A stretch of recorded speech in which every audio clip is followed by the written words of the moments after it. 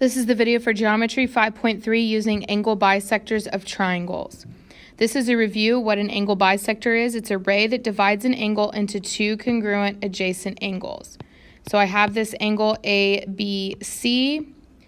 The angle bisector is going to be ray BD, which then makes ABD congruent to DBC. That's what an angle bisector is. The angle bisector theorem says if a point is on the bisector of an angle, that would be, for instance, ray BD, then it is equidistant from the two sides of the angle. Now, this is where you really need to pay attention because we learned that distance between two lines is going to be at a right angle. So I'm not talking about the distance from D to C and D to A. I'm specifically talking about the distance from D to line BC, which again needs to be at a right angle. The same thing with D to the other side needs to be at a right angle. So what this is saying is that this is congruent to that.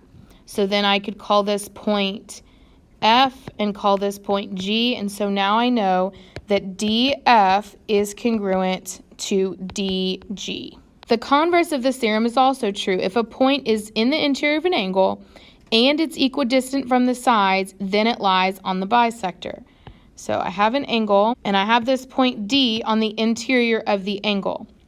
And then they tell me that this is congruent to this.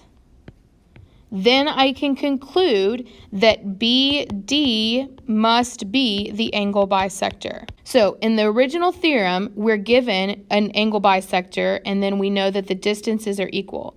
In the converse, we're given that the distances are equal, therefore we can assume or conclude that we have an angle bisector through that point. The incenter is the intersection of the three angle bisectors of a triangle. So the angle bisectors, so for instance, would be this guy,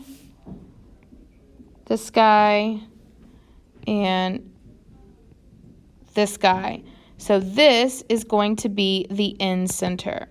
And the incenter is used to inscribe a circle in the triangle, which we'll take a look at in GeoGebra. So let's look at an example here and apply the theorem that we just learned.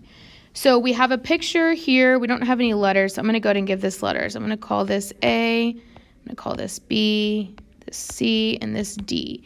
So we have angle ADC, and we have ray DB. So it looks like from the picture that ray DB is the angle bisector of angle ADC.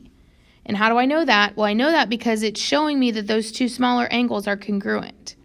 So if ray DB is the angle bisector, and I can see that AB and BC, right, those segments are from the angle bisector to the sides of the angle, and they're at a right angle, which means that's the distance, then they must be congruent according to the theorem.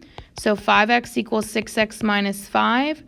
So if I move the negative 5 to the left, that would become a positive 5. Move the 5x over, that would be just x. So x equals 5. So AB equals 25, and BC equals 5 times 6 is 30 minus 5 is also 25. Surprise, surprise. We knew they were congruent, so we would hope that they would come out to be the same. So that's how you apply the angle bisector theorem. And again, the converse, remember, is if we know, for instance, that that is congruent to that, then we can conclude that these two angles are congruent. So you just have to think about it going both ways and figure out what you know, what's given, and what you can conclude from that.